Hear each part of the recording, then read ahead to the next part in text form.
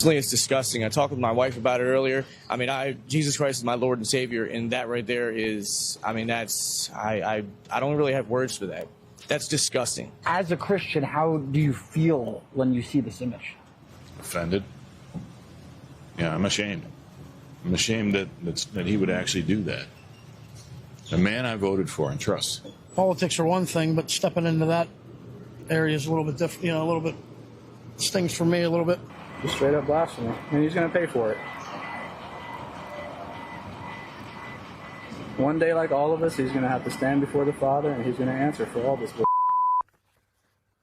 MS Now reporter Alex Tabbitt getting those reactions from supporters of the president in Florida about the since-deleted image depicting Trump as Jesus. And the growing firestorm with the president's Christian base also relates to his repeated attacks against the Pope. But will Catholic voters remember come this November? MS News Nick McCool explores. It's the battle that's dominated headlines for days. POTUS versus the Pope. I'm not a big fan of Pope Leo.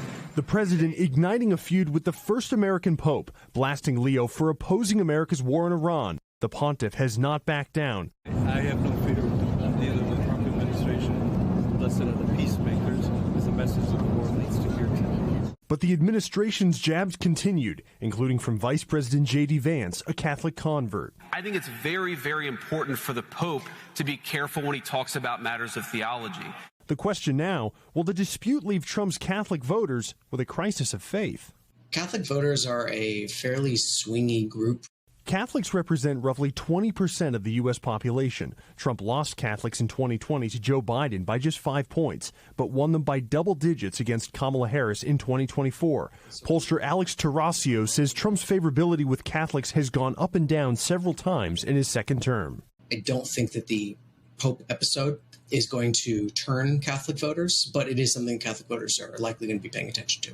Tarasio believes this papal spat will be largely forgotten by Catholics in November, and he says a majority of them still agree with Trump's immigration policies and the war in Iran. For Catholic voters who were the past, present, and future coalition for Donald Trump, they know this about him. They know that he gets in fights with people. Inflaming tensions further, Trump posting an AI-generated image portraying himself as a Jesus-like figure.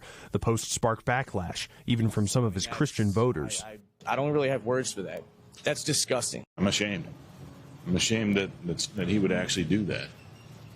A man I voted for and trust. Trump defended the post. I did post it, and I thought it was me as a doctor and had to do with Red Cross as a Red Cross worker there. After he had taken it down, following a conversation with House Speaker Mike Johnson.